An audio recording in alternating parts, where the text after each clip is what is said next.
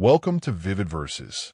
If our words resonate with you, please subscribe, tap the like, and share your thoughts and your feelings in the comments. Now let's begin. The cork popped.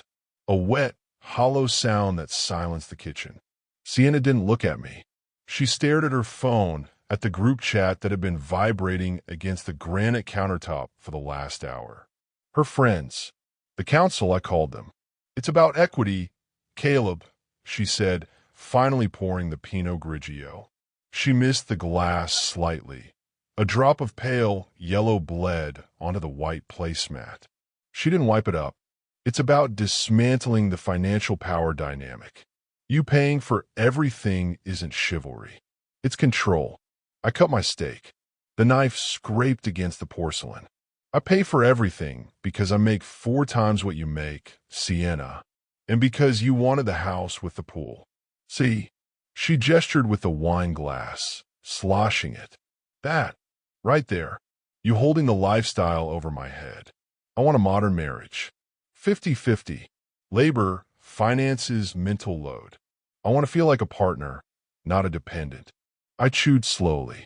The ribeye was perfectly medium rare, a skill I'd spent 3 years refining on the grill she bought but never uncovered. I swallowed. Okay, I said. Sienna paused. She blinked, waiting for the fight. The script in her head required resistance. Okay. I repeated. Effective immediately? Yes. Well, starting Monday. We need to figure out. No, I said. I stood up and took my plate to the sink. Effective immediately. Tonight. Sunday morning became a study in geometry. Usually, this was the time I spent balancing our joint portfolio or researching contractors for the deck repair. Instead, I built a spreadsheet. I enjoyed the clean lines of the cells, the impartial cruelty of math. While I walked into the kitchen, Sienna was making a smoothie. The blender roared, drowning out the morning birds. She looked fresh, victorious. She had won the argument, or so she thought. I placed the single sheet of cardstock on the island. What's this? She shouted over the blender. She killed the motor. The silence rushed back in, heavy and ringing. The terms, I said. She picked it up. Her eyes scanned the columns. Mortgage, utilities, insurance, grocery. Caleb, this is half of everything. Equity, I corrected. I've separated the bank accounts. I transferred exactly half of our liquid savings into your personal checking. I kept the other half. All joint auto pays are canceled. You will need to set up transfers for your share of the bills by the due dates listed in column D. She frowned, a small crinkle appearing between her eyebrows. Half the mortgage is $3,000. It is. I make $4,000 a month. That leaves you $1,000 for groceries, gas, your car insurance, your phone bill, and your discretionary spending, I said. Tight, but doable if you budget. But the gym? The club membership? I canceled the family plans, I said, pouring coffee. Black. I signed up for an individual membership this morning. You'll need to secure your own, or run outside. It's free. She set the paper down. This feels punitive. It feels equal, I said. You wanted to dismantle the power dynamic. I have removed my financial leverage. You are now completely autonomous. I washed my mug, dried it, and put it in the cupboard. I'm going to Home Depot. I need light bulbs for my office. We need light bulbs for the hallway too. The track light is out. Check column C, I said, pointing to the paper. Interior lighting maintenance falls under general upkeep. We agreed to alternate weeks. This is week 1. You're up. I walked out to the garage. The air felt crisper than usual. By Thursday, the refrigerator had become a study in borders. For years, the fridge had been a communal bounty. Expensive cheeses, organic produce that rotted before we could eat it, craft beers, imported sparkling water. Sienna liked options. She liked the aesthetic of a full larder. I came home with 2 bags. I unpacked them while she sat at the table, scrolling through LinkedIn. I placed a ribeye, a bag of asparagus, a block of sharp cheddar, and a six-pack of IPA on the bottom shelf. "Is that dinner?" she asked, not looking up. "It's my dinner," I said. She stopped scrolling. "What?" "We split finances," I said. "Groceries are a variable cost. Highly subjective. I don't eat the kale chips you buy. You don't eat the spicy mustard I like. Splitting the bill requires itemizing every receipt. It's inefficient. So we buy our own." She stared at the steak. "I didn't go to the store today. There's peanut butter in the pantry," I said. "I think. Unless I bought that last time. If I did, technically it's mine, but I'm willing to sell you a few tablespoons at a prorated cost." "You're being an ass." "I'm being a roommate," I said. "Roommates don't subsidize each other's surf and turf." I cooked the steak. I used a cast iron skillet. The smell of searing rosemary and garlic filled the kitchen. Sienna ate a bowl of instant oatmeal she found in the back of the cupboard. She ate it standing up, leaning against the counter, watching me. "This isn't sustainable," she said. "It's perfectly sustainable," I replied, slicing the meat. "Pink in the center. Perfect. I'm sustaining myself. You're sustaining yourself. That's the definition. I mean us. The relationship. The relationship is now based on respect and equality," I said. "Eat your oatmeal, Sienna. It's getting cold." The hamper in the master bedroom overflowed the following weekend. Usually, I did the laundry on Sundays. It was a ritual. I liked the order of it. Sorting the whites, the darks, the delicates. Sienna never checked pockets, so I often found chapstick tubes and receipts before they went into the wash. I folded everything. I put away. This time I did one load. My boxers, my socks, my work shirts, my jeans. I folded them on the bed while the football game droned on the TV. Sienna walked in, wearing a towel. She dug through the hamper. "Where are my yoga pants?" "In the hamper," I said, smoothing a crease in a denim shirt. She pulled out a tangle of leggings and oversized tees. "You didn't wash them?" "Labor split," I said. "Personal laundry is personal labor. I wash mine. You ran the machine half empty? Inefficient, I know, but I didn't want to risk shrinking your Lululemons and owing you $100 for a replacement. Liability management." She threw the leggings on the floor. "I don't know how to use the settings on that machine. You bought the one with the digital dial." "The manual is online," I said. "Model XJ900. It's very intuitive." She stood there, water dripping from her hair onto the hardwood. "I have nothing to wear to brunch. Wear the jeans from yesterday. Or do a load. It takes 40 minutes. "I'm late," she snapped. "God, you are so petty." "I'm liberated," I said. And I meant it. I watched her scramble. She ended up wearing a wrinkly sundress she pulled from the back of the closet. She left in a huff, slamming the front door. I lay back on the bed, my head on a stack of warm, clean, folded t-shirts. The house was quiet. I closed my eyes and napped for 2 hours. I didn't dream about chores. A summer squall hit on a Tuesday night a week later. It was violent and sudden, the wind lashing the windows and rain coming down in sheets. We were in the living room. I was reading. She was watching a reality show on her iPad with headphones on. A dripping sound started. Plip, plip, plip. I knew it was instantly. The gutter on the back patio was clogged with oak leaves. It was overflowing, pouring water back toward the foundation, right where the seal on the sliding door was failing. I turned a page. Sienna took off her headphones. "Do you hear water?" "Yep." She looked around. She saw the puddle spreading on the hardwood near the back door. "Caleb, the door is leaking." "Gutter's clogged," I said. She grabbed a towel from the bathroom and threw it on the puddle. It soaked through in seconds. "Fix it. Exterior maintenance," I said calmly. "It's week 2. My week was last week. I mowed the lawn. This is your week. It's pouring rain." "It is. I can't go up a ladder in a thunderstorm." "Then I guess the floor gets wet," I said. "We should probably check the insurance policy to see if water damage from negligence is covered."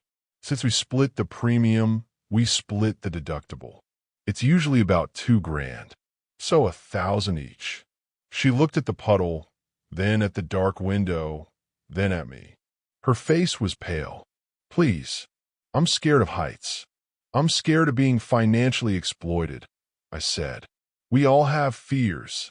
She screamed, a frustrated, guttural sound, and ran to the garage. She came back wearing my yellow raincoat, swimming in it. She grabbed a broom. I watched through the glass. She stood on a patio chair, swatting blindly at the gutter with the broom handle.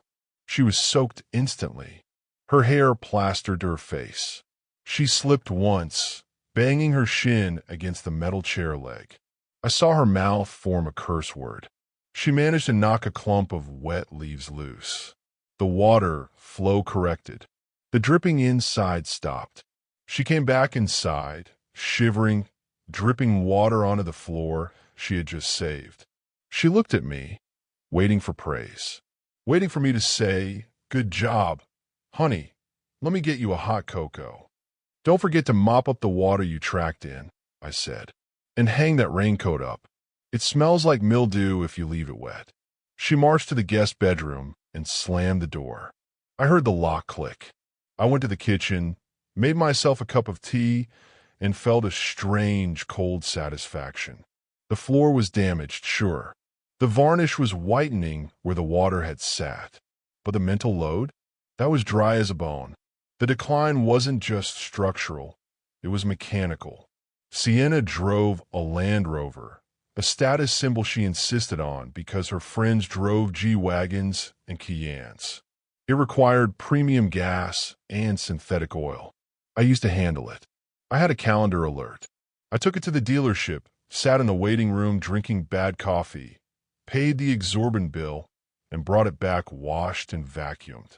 The following Wednesday morning, she stood in the kitchen, keys in hand. "A red light came on," she said. "It looks like an Aladdin lamp." "Oil pressure," I said, putting a bagel in the toaster. "Low oil, or the pump is failing. Can you look at it? I'm late for work." "Caleb, I can't drive it if it's going to explode." "It won't explode. It'll just seize the engine. Total loss. Probably 15 grand to replace the motor." Her eyes widened. 15,000?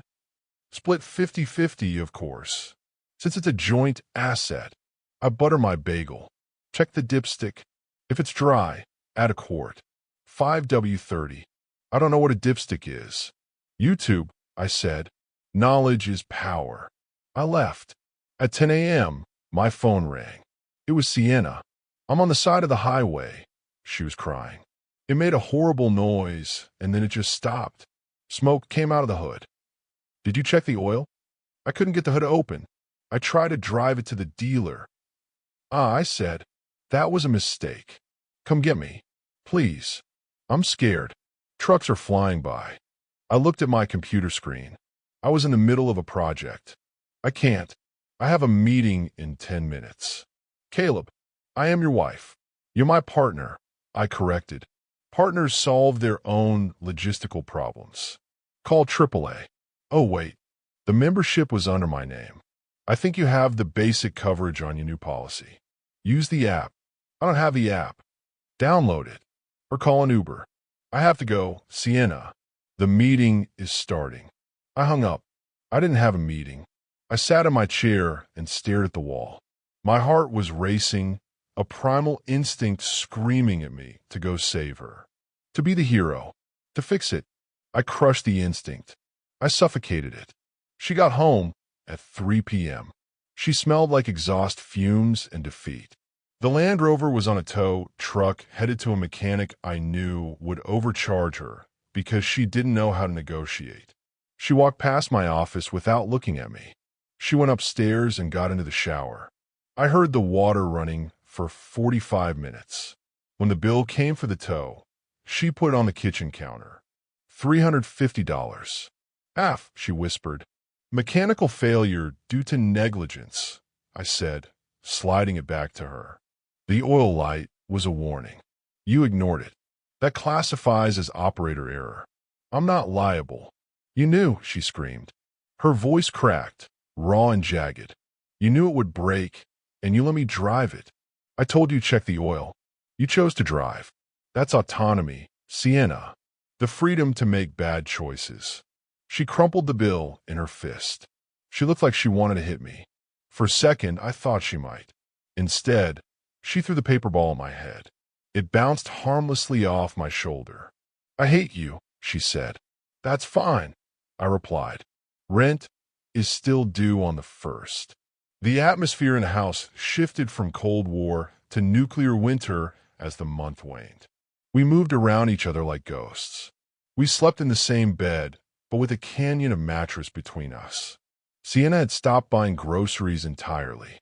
She was eating at work or bringing home leftovers from client lunches. She looked thinner. Her roots were showing. She hadn't been to the salon in a month. I, on the other hand, was thriving. I had extra money. I bought a new set of golf clubs. I invested in a crypto fund just for the hell of it. I hired a cleaning service for my week of cleaning duty. Sienna had to clean on her weeks. I watched the cleaners work on mine, sipping espresso. Then the 1st of the month loomed. I saw her stressing about it 3 days out. She was selling things on Poshmark. Designer bags, shoes she'd only worn once. I saw the pile of packages by the door, ready for pickup. She was liquidating her status to pay for her independence. On the morning of the 1st, I sat at the table with my laptop. Mortgage transfer hasn't hit yet, I said. Cutoff is noon before the late fee kicks in. Sienna sat opposite me. She was wearing a bathrobe that had seen better days. Her hands were wrapped around a mug of hot water. We were out of tea, and she hadn't bought more. Caleb, Sienna. She took a deep breath. It shuddered in her chest. I can't make the payment. Short. I have $1,200, she said. Her voice was flat, resigned. That's it. That's everything. You need $3,000. I know, plus the utility split. Another $200. I know. She looked up. Her eyes were dull. The fire was gone. The entitlement was gone. What was left was just exhaustion. I can't do this anymore, she said. I didn't say anything. I typed a few keys, checking the weather. I'm sorry, she said. I stopped typing. For what? For everything. For saying you were controlling. For the equity thing. I didn't get it. I didn't understand what you actually did. I thought the money just happened. I thought the house just stayed fixed. Invisible labor, I said. That's what you call my role. Remember? You said I utilized your invisible labor for emotional support. Turns out, physical and financial labor is pretty visible when it stops. I get it, she pleaded.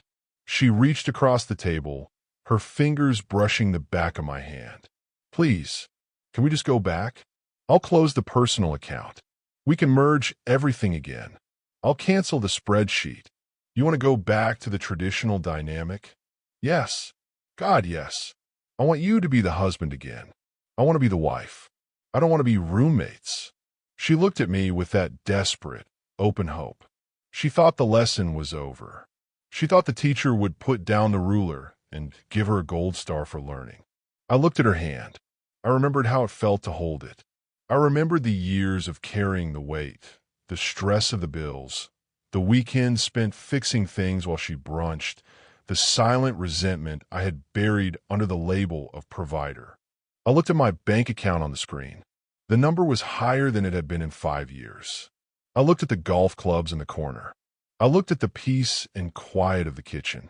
I realized I didn't miss the old dynamic. I didn't miss being the beast of burden. I didn't miss the expectation that I would fix everything just because I was a man. I pulled my hand away. No, I said. Sienna froze. What? No, I repeated. I don't want to go back. But I'm apologizing. I'm admitting you were right. It's not about being right, I said. It's about quality of life. My life is better this way, Sienna. Better. She looked around the kitchen at the separation, the coldness. How is this better? We hate each other. I don't hate you, I said honestly. I just don't want to support you anymore. I like my money. I like my time. I like that when the gutter clogged, I didn't have to get wet. You call me controlling, but you were the one benefiting from the control. Now that I've let go of the wheel, I realize I was the only one driving. But I can't pay the bills. She was sobbing now. I'll lose the house. We will lose the house, I corrected. We'll have to sell.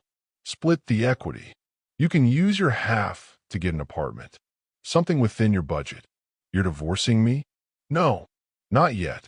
Though the legal fees would be split 50/50ths, so you might want to save up. I closed my laptop. I'm just refusing to reinstate the subsidy. I stood up. I'm going to the club. I have a tea time at 11. Caleb, please. You can't leave me like this. I'm not leaving you, I said, checking my pockets for my keys. I'm just letting you be independent. Isn't that the feminist dream? It's a nightmare, she wailed. Perspective is everything, I said. I walked to the door. I paused, looking back at her. She was small, huddled in the chair, defeated by the weight of the world she had demanded to carry. I felt a twinge of pity, just a twinge. It was small like a pebble in a shoe. I shook my foot and it was gone. Oh, I said, the trash truck is coming in an hour. It's your week to drag the bins to the curb. They're heavy. I walked out. The sun was shining. The birds were singing. I got in my car which had fresh oil and a full tank of gas, and backed out of the driveway. I didn't look in the rearview mirror. I turned up the radio. Classic rock. The road ahead was wide open, and for the first time in a decade, the passenger seat was empty. It felt like room to breathe. Thank you for listening. That brings today's story to a close. If you enjoyed it, please consider subscribing. See you next time.